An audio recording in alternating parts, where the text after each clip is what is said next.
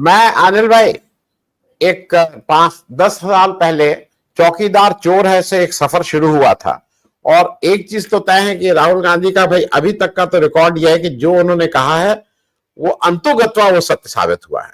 चाहे वो कोरोना की सुनामी की बात कही हो, चाहे वो जीएसटी के समय कहा हो, चाहे नोटबंदी के समय कहा हो, जो कहे हैं अडानी के समय कहा हो, मतलब जितनी जगह उन्होंने कहा है वो बात सत्य साबित हुई है। तो जो ये सफर शुरू हुआ था चौकीदार चोर है, उस समय सब लोग इसके पीछे टूट पड़े थे कि ऐसे कैसे ऐसे कैसे। तो दो चीजें मैं इसलिए आपसे, इस पे भी करिएगा, दो चीजें मैं इसलिए आपसे पूछ लूं। और ये जो प्रेम कुमार भाई ने बात उठाई है, कल सब लोग भूल गए कि जस्टिस सूर्यकांत ने जिस तरह से एक भेदभाव पूर्ण जजमेंट दिया है और ये बिल्कुल गैर वाजिब बात कही है।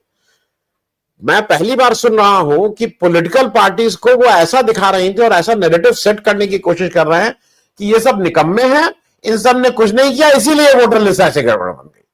इसमें किसी पॉलिटिकल पार्टी का कुछ नहीं है। अगर कोई निकम्मा है, कोई बेईमान है, कोई चोर है, तो वो इलेक्शन कमीशन है। इसमें किसी पॉलिटिकल पार्टी का कोई लेना देना नहीं है।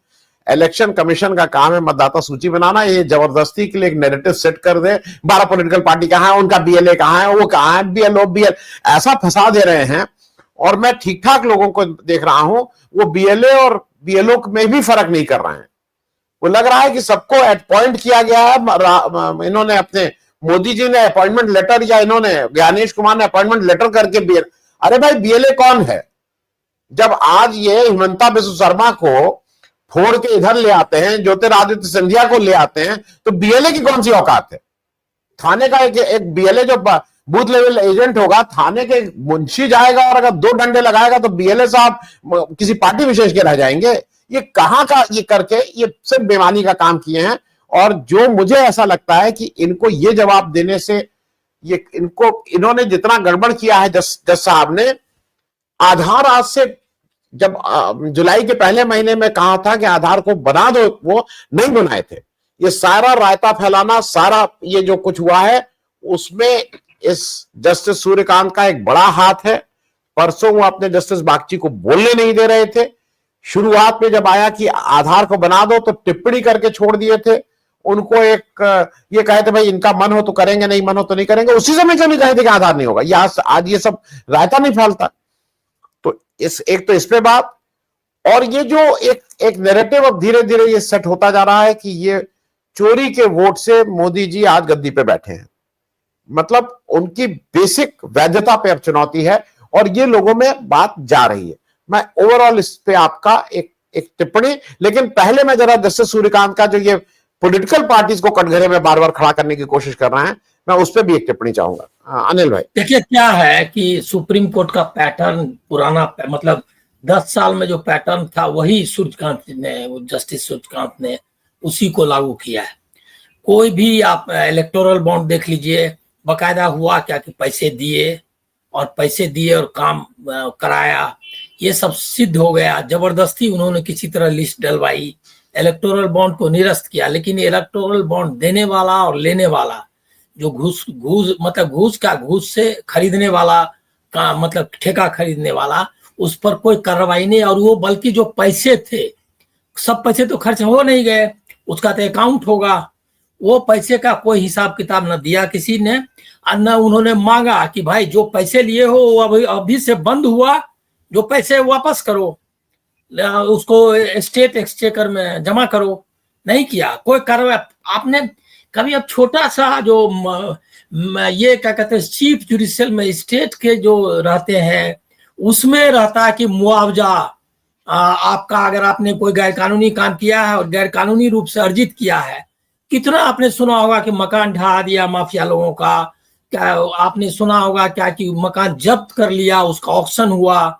ये अतिक के बारे में तो पहले से, मतलब बिना कन्विक्शन के ही ये सब काम हो रहा है। और यहाँ पर आपने देखा कि वो पैटर्न, उसके बाद आपने देखा कि आपको बताया कि राम जन्मभूमि वाले मामले में जस्टिस चंद्रचूड़ ने साफ साफ बताया कि ये जो है डिवाइन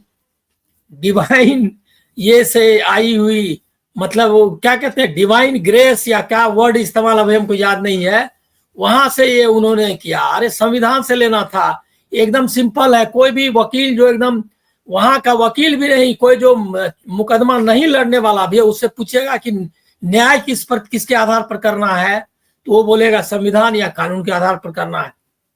आपका जस्टिस ही बोल रहा है कि चीफ जस्टिस कि हमने ये ऊपर से मांगा कि प्रभु मुझको ये दो, मतलब दृष्टि दो कि इसको कैसे सुलझाओ। तो आप समझ गए क्या कि वो जो ये था सोर्स ऑफ। और एक जज वहां का भी जस्टिस स्वामीनाथन करके एक जज है चेन्नई में हाई कोर्ट के, उन्होंने एक बताया, उन्होंने कहा क्या कि वेद का पालन करने से ही न्याय हो सकता है। और उन्होंने एक बहुत बेईमानी भरा अपना एक बताया कि जब मैं था वकील तो मैंने कैसे अपने क्लाइंट को छुड़ाया, उसने जबरदस्ती ले लिया था अपने बहन या किसी का आरोप अपने पे, मैंने वो कैसे उसको निपटाया। तो अब ये जब जस्टिस, और अभी आप देख रहे हैं कि भाजपा की प्रवक्ता जो है उनको जज नियुक्त कर दिया गया, तो उसी पैटर्न पर उन्होंने जस्टिस सूर्यकांत ने किया है। आप अगर उनसे, और मैं आपके ही चैनल पे हूं, जो पहला बयान मैंने दिया था वो यही दिया था कि कोई उम्मीद मत करिए, और ये लगातार मैं बोल रहा हूं। और मुझको सारे हमारे जो विद्वत जन है, हमारे जो विद्वान मित्र लोग हैं, सबने आने माने से मुझको कहा कि इतनी निराशा मत रखिए, मतलब कुछ ना कुछ तो होगा, वो निकल के नहीं जा सकते। मैंने कल भी, मतलब ये जो अभी जजमेंट आया इसके पहले भी मैंने कहा कि ये जो अभी तक हुआ है वो कुछ नहीं, एसआईआर को लेजिटिमेट बनाने का काम करेंगे वो। और उन्होंने उसके लिए तर्क भी ढूंढ लिया, काम वो एसआईआर का करना था चुनाव आयोग को, और वो उसका ठीकरा फोड़ रहे हैं इस पे। मतलब कि एसआईआर करके बहुत अच्छा किया, क्योंकि पॉलिटिकल पार्टी तो करप्ट और ये है क्या कहते हैं मतलब इनएफिशिएंट है। अरे कल ये संविधान में लिखा हुआ है कि, और मॉडल कोड ऑफ कंडक्ट में है, पीपुल्स रिप्रेजेंटेशन एक्ट में है कि जब भी चुनाव हो उसको किसी भी तरीके से प्रभावित नहीं करना है। और उसके लिए मॉडल कोड ऑफ कंडक्ट और जो सारी प्रक्रिया है उसमें प्रावधान है कि किसी भी तरीके से चुनाव को प्रभावित करने का काम चाहे कैंडिडेट या पॉलिटिकल पार्टी करती है, उसको नहीं ये मौका देना है। ये काम चुनाव आयोग को करना है।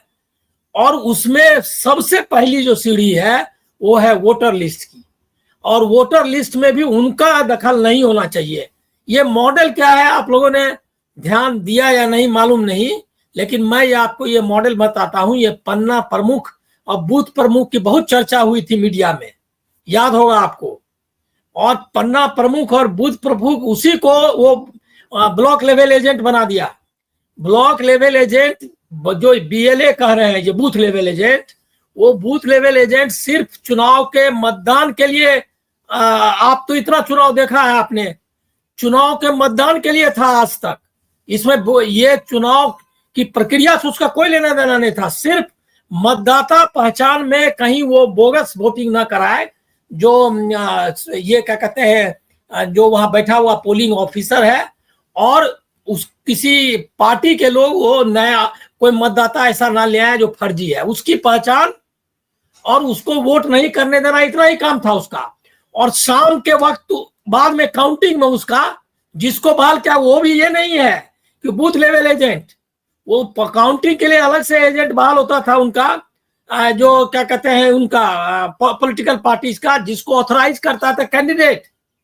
और वो कैंडिडेट पार्टी का नहीं होता था, वो कैंडिडेट का होता है, क्योंकि इंडिपेंडेंस को भी बहाली का वही राइट है जो इसको है। वो कैंडिडेट के साइन से ये एजेंट बहाल होते थे दोनों जगह। अभी क्या हो गया, अभी वो कह रहा है कि बूथ लेवल एजेंट बनाइए। और अभी आपको मैं जरा आंकड़े बता दूं, 1 लाख जिसका कहा उन्होंने कि इतने इतने आपके एजेंट हैं, ये एजेंट पर जोर दे रहा था। मैंने बात की जो डिस्ट्रिक्ट में हमारे रिप्रेजेंट करते हैं किसी पॉलिटिकल पार्टी को, विपक्ष की, उनको मैंने उनसे बात की कि भाई ये है क्या तरी। बोला ये पिछले समय से ये लोग जोर दे रहा है क्या कि बूथ लेवल एजेंट बहाल करो, बूथ लेवल एजेंट बहाल करो। आंकड़े समझ लीजिए, 53,000 बूथ लेवल एजेंट हैं बीजेपी के, और ये बूथ लेवल, और सबसे 17,000 है जेडीयू के, 46,000 मेरे ख्याल में, अगर वही मैं गलत ना हो तो 46,000 है आरजेडी के, और कांग्रेस वगैरह के तो और कम है। 1,60,000 बीएलए है अभी बहाल। सबसे ज्यादा बीजेपी के ये क्या कहते हैं बहाल किए हुए हैं। अब वो वही पन्ना प्रमुख और जो बूथ प्रमुख था वो एजेंट बन गया, और वो एजेंट कैसे बहाली हुई वो मेरे से आप जान लीजिए। वो है कि पैसे दे करके इन्होंने लोगों को बकायदा 3 महीना 4 महीना पहले इलेक्शन के ये क्या कहते हैं बीजेपी बहाल कर लेती है वर्कर्स मतलब, और चुनाव क्या उसका नाम दिया है मालूम नहीं, उसको बकायदा आप 40,000 30,000 20,000 इस तरह से देता है। उसका काम है बूथ लेवल लोगों का लिस्ट बनाना, उसमें कौन कहाँ वोट करने की किसकी है, कौन जाति है, धर्म है, कैसे उसको प्रभावित करना है, ये इसके लिए बाकायदा काम करते हैं। सबसे ऑर्गेनाइज्ड पार्टी और पैसा खर्च करने वाली। बताया हमको विपक्ष के लोगों ने कि हम कहाँ से उतना बूथ लेवल एजेंट, और कौन बूथ लेवल एजेंट अपना सब काम छोड़ करके पॉलिटिकल पार्टी का काम, उसके पास उतना वर्कर्स है क्या? अब अभी क्या कह रहा है ये, अच्छा ये कह रहा है क्या कि तुम हमारा काम करो और हमारे हिसाब से करो। और उसमें क्या है, सच्चाई ये है कि जो बूथ लेवल एजेंट ने, बूथ लेवल एजेंट से कोई कॉन्फिडेंस नहीं लिया बीएलए ने, किसी बीएलओ ने, और किसी को 2 फॉर्म नहीं दिए गए वोटर्स को, और उनका सबको एक फॉर्म, किसी को फॉर्म ही नहीं दिया, अपने बैठ के भर दिया।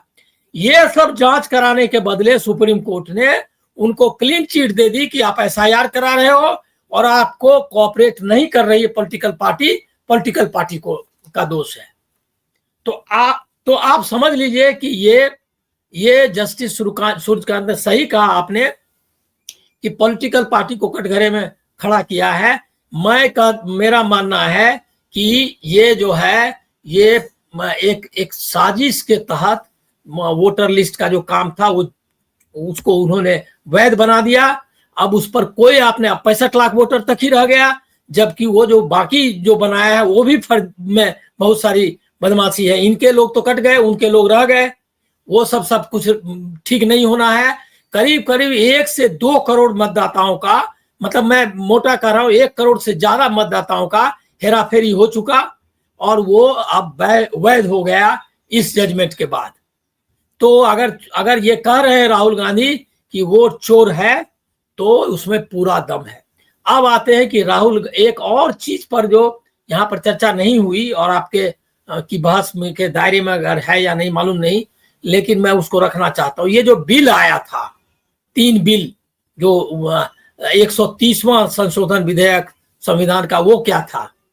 वो ये है, एक कंट्री, आप सोच लीजिए, एक नेशन जो नेहरू इमेजिन करते थे, एक नेशन जो कांग्रेस के लीडर से इमेजिन करते थे, एक जो गांधी जी ने इमेजिन किया था, एक जो अंबेडकर ने इमेजिन किया था, वो क्या था कि प्रधानमंत्री अगर बेईमान, अगर कोई उस पर आरोप लगेगा, स्याही का एक बूंद भी अगर उसकी कमीज पर अगर जाएगी तो वो इस्तीफा दे देगा। ये कौन सा इमेजिन कर रहे हैं कंट्री जिसमें 30 दिन तक प्रधानमंत्री जेल में रहेगा, तब 31वां दिन वो जो है वो अपना पद छोड़ेगा।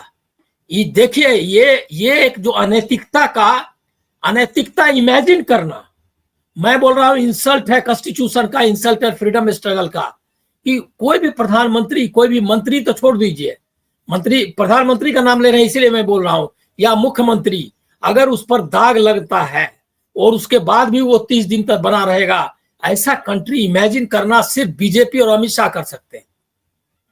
ये इमेजिनेशन जो है ना, ये इमेजिनेशन इनका इमेजिनेशन है, जिसमें हेमंत बिस्व शर्मा, अजीत पवार, ऐसे सारे लोग हैं, और उनको ही मैं, या अरविंद केजरीवाल जो कि जेल में बैठ के फाइल साइन कर रहा था, उसको उदाहरण बना रहे हैं।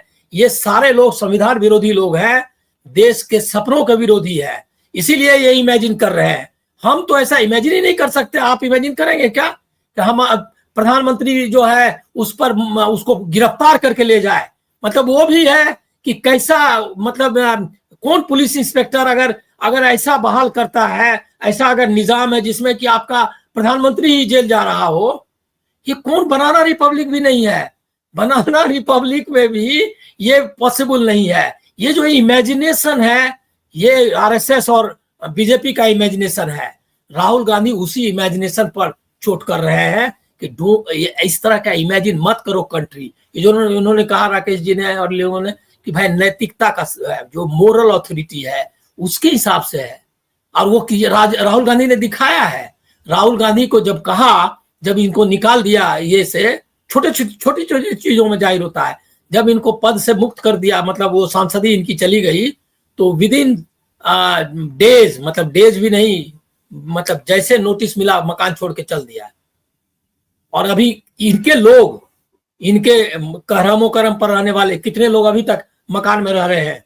चंद्रचूड़ ने जो मकान नहीं लेना था उस सरकारी, उस पर विकास सिंह ने, जो सुप्रीम कोर्ट बार एसोसिएशन के प्रेसिडेंट हैं, उन्होंने एलिगेशन लगाया कि वो सरकारी मकान में कैसे चले गए, एक मकान से निकले और दूसरे मकान में कैसे चले गए, क्योंकि सरकारी मकान देने का कोई प्रोविजन नहीं है chief justice, retired chief justice को, तो वो कैसे चले गए। इसका मतलब उसने कहा कि कोई और पोस्ट लेने वाले हैं जो कि उसी मकान के जरिए वो ले ले, मतलब वह रहेंगे और पोस्ट मिल जाएगा तो वैलिड होगा।